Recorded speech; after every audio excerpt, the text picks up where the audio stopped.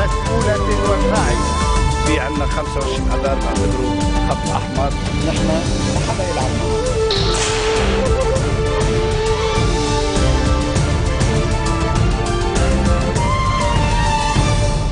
Bonjour à tous et merci de nous rejoindre sur Futur TV. Bienvenue dans cette nouvelle année d'information à la une de l'actualité de ce 1er janvier 2014. Confusion autour de l'arrestation du chef des brigades Abdallah Azzam. Il aurait été arrêté à Beyrouth par les services du renseignement de l'armée libanaise selon l'AFP. Le ministre sortant de la Défense dément l'information.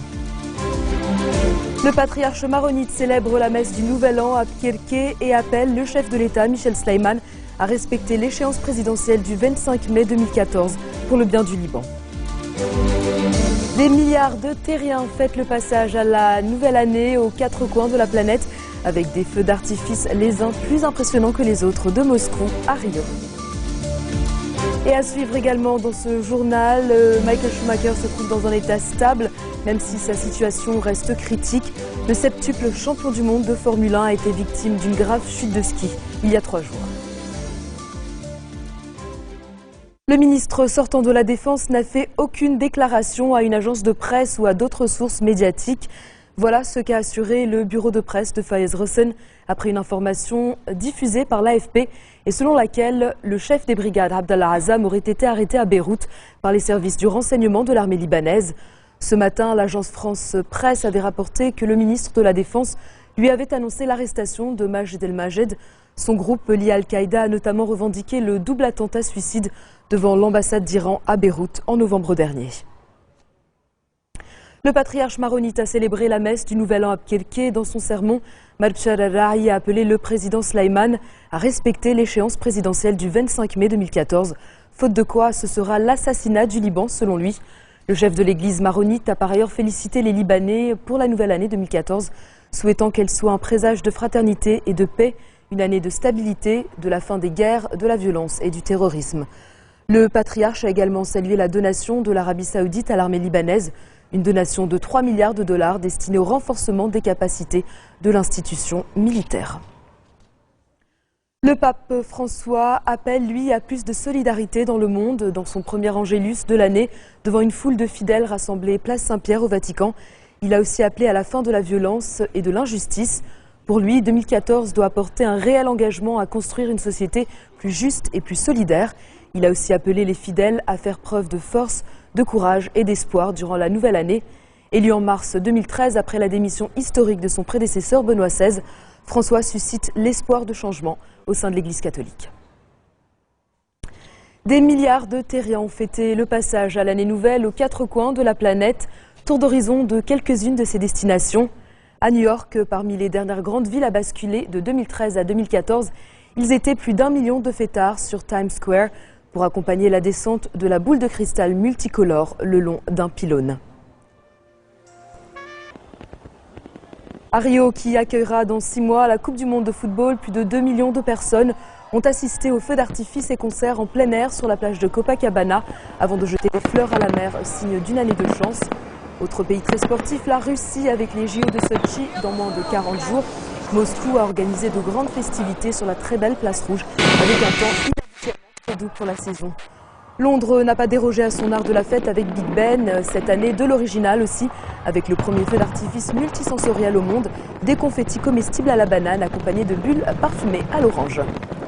Ils étaient aussi des milliers à la porte de Brandenburg à Berlin pour fêter l'entrée en 2014, un concert avec comme point d'orgue le traditionnel feu d'artifice en son et en lumière. Et puis des mesures à Dubaï qui s'est offert un gigantesque spectacle pyrotechnique que la ville veut faire homologuer comme le plus grand du monde par le livre des records. La tour Burj Khalifa, la plus haute du monde, qui culmine à 828 mètres, s'est illuminée à minuit avec un spectacle qui a duré 6 minutes.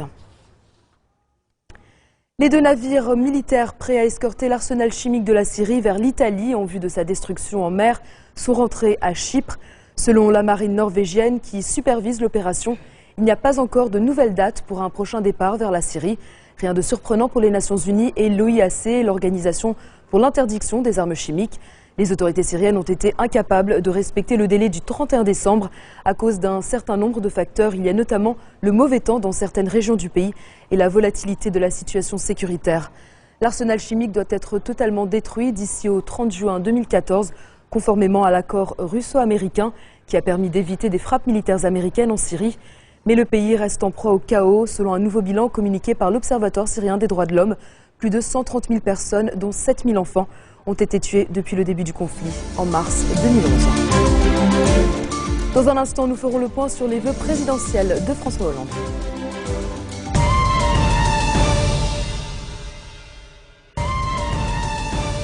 Retour sur le plateau de l'info de Futur TV. Pour la deuxième fois de son quinquennat, François Hollande a présenté ses vœux présidentiels aux Français pour l'année 2014. Au cours de son allocution télévisée, le chef de l'État a convenu que les impôts étaient devenus trop lourds. Il a également évoqué les crises internationales en Syrie, au Mali ou encore en Centrafrique. On l'écoute. L'année 2013 a été intense et difficile. Intense parce que la France a pris ses responsabilités lors de graves crises internationales, le Mali, la Syrie, la Centrafrique encore tout récemment. Intense parce que l'Europe a réussi enfin à surmonter la tourmente financière qu'elle traversait depuis 2008.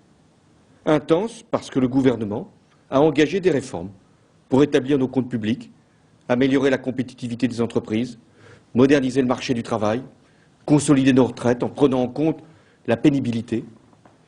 Il a donné priorité à l'éducation, c'était mon engagement. Et il a ouvert le mariage pour tous. La crise s'est révélée plus longue, plus profonde que nous l'avions nous-mêmes prévu. Et nous en avons payé le prix, avec une croissance faible et une succession de plans sociaux. L'État même du pays a justifié que je vous demande des efforts. Et je sais ce qu'ils représentent. Les impôts sont devenus lourds, trop lourds, à force de s'accumuler depuis de nombreuses années. Et en 2013, le chômage est resté à un niveau encore élevé, même si la tendance de ces derniers mois s'améliore. Les résultats sont forcément longs à apparaître, mais ils sont là. Et j'ai confiance dans les choix que j'ai faits pour le pays. Je propose un pacte de responsabilité aux entreprises. Il est fondé sur un principe simple. Moins de charges sur le travail, moins de contraintes sur leurs activités, et en même temps, une contrepartie. Plus d'embauches et plus de dialogue social. La France sera forte si elle est intraitable dans le respect de ses règles. La sécurité, qui est la garantie de la liberté. L'indépendance de la justice, c'est l'impartialité. La laïcité, c'est la condition pour vivre ensemble. Alors je serai intransigeant face à tout manquement, face au racisme, face à l'antisémitisme, face aux discriminations. La République, elle n'est pas négociable. Les lois ne sont pas négociables. Le modèle français n'est pas davantage négociable. La France est toujours au premier rang, et j'en suis fier, au service de la paix. C'est son honneur, c'est son devoir. C'est pourquoi nous sommes intervenus au Mali pour lutter contre le terrorisme, que nous agissons pour éviter l'utilisation des armes chimiques en Syrie, que nous sommes présents en Centrafrique pour sauver des vies humaines et éviter que des enfants soient découpés en morceaux comme ça a été le cas, pour que nous défendions partout les droits de l'homme, la dignité de la femme, l'exception culturelle. Et puis on reste en France où le père Georges Vandenbusch est arrivé ce matin. Il a été accueilli par François Hollande à l'aéroport militaire de Villacoublay dans le sud-ouest de Paris. Il a été libéré mardi matin, 1 mois et demi après son enlèvement au Cameroun par le groupe islamiste nigérian Boko Haram. Après cette nouvelle libération, il reste encore 6 Français en otage dans le monde, 2 au Sahel ainsi que 4 journalistes enlevés en juin dernier en Syrie. Le président français a salué le courage, la lucidité et l'abnégation du prêtre. L'ex-otage a également retrouvé une dizaine de proches, dont ses parents adoptifs et des membres du diocèse de Nanterre auquel il est rattaché. Ces jours m'ont paru terriblement longs et en même temps par rapport, je pense à d'autres otages qui sont restés très longtemps et à ceux qui le sont encore, ça me permet de mesurer ce qu'ils vivent ou ce qu'ils ont vécu. Alors j'ai une petite pensée pour ceux qui sont encore otages et je me rends compte de ce que certains ont vécu. J'ai eu des très beaux témoignages d'ailleurs, un petit message de Georges Collomb et de Tanguy Moulin-Fournier. C'était assez sympathique et touchant. Et puis voilà, je suis tout à la joie de cette libération. Vladimir Poutine au chevet des victimes des 2 attentats de Volgograd. Le président russe a déposé des roses sur le lieu d'une des explosions. Dans ses vœux de nouvel an, le chef du Kremlin a promis d'éradiquer le terrorisme. Dimanche et lundi dernier, 2 attaques suicides ont été perpétrées dans une gare et dans un trolleybus, faisant 34 morts dans cette ville du sud de la Russie. Volgograd est située près de la région du Nord-Caucase où des insurgés islamistes mènent des actions quasi quotidiennes. La police a interpellé 87 personnes dans le cadre d'une opération baptisée Tornade antiterroriste. 5000 hommes sont mobilisés pour cette opération à quelques semaines seulement de l'ouverture des Jeux Olympiques d'hiver de Sochi. En bref, dans le reste de l'actualité de ce mercredi au Soudan du Sud, le président Salva Kiir et l'ex-vice-président Riek Machar préparent leur délégation pour des pourparlers de paix sous l'égide de pays de la région. Sur le terrain, les combats se poursuivent entre les hommes de Riek Machar, devenu chef de la rébellion, et l'armée sud-soudanaise. Indépendant depuis juillet 2011 seulement, le Soudan du Sud est déchiré depuis le 15 décembre par d'intenses combats ethniques. 10 ans après avoir rejoint l'Union européenne, la Lettonie est devenue le 28e pays à intégrer la zone euro. Le Premier ministre a tenu à marquer lui-même l'événement en retirant peu après minuit le premier billet en euros en présence de son ministre des Finances. La Lettonie, qui figure parmi les économies les plus modestes de la zone euro, espère ainsi réduire le coût de ses emprunts et encourager les investissements. Et puis les vœux de Kim Jong-un pour l'année 2014 ont été particulièrement remarqués. Le dirigeant de la Corée du Nord a pour la première fois évoqué l'exécution de son oncle le mois dernier, officiellement pour crime contre le parti au pouvoir et activité nuisant à l'intérêt national. Il a ensuite souhaité une amélioration des relations avec la Corée du Sud, tout en brandissant la menace d'une guerre nucléaire. Et puis, une bonne nouvelle pour les fans de Formule 1 en ce début d'année. Michael Schumacher reste dans un état stable ce mercredi. Il a été surveillé toute la nuit et reste stable jusqu'à présent. L'équipe médicale du CHU de Grenoble n'a donc pas l'intention de tenir une conférence de presse ce mercredi, car il n'y a pas de changement significatif. Hospitalisé depuis 72 heures à la suite d'une chute à ski à Méribel, le septuple champion du monde souffre d'un traumatisme crânien. Placé en hypothermie et sous coma artificiel, son état est toujours jugé critique. C'est la fin de cette édition. Tout de suite, le rappel des titres qui ont marqué l'actualité de cette journée. Confusion autour de l'arrestation du chef des brigades Abdallah Azzam.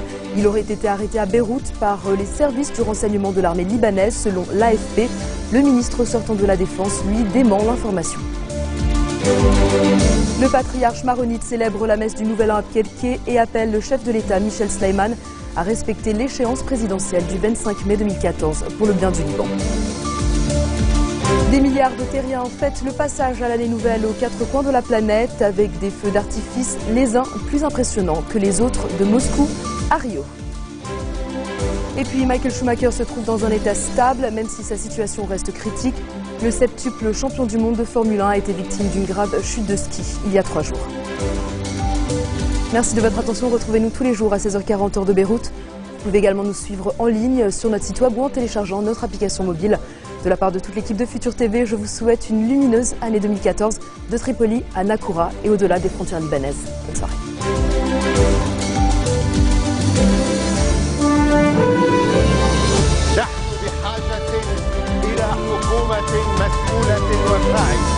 في عندنا 25 اذار بعتبره خط احمر، نحن ما حدا يلعب معه.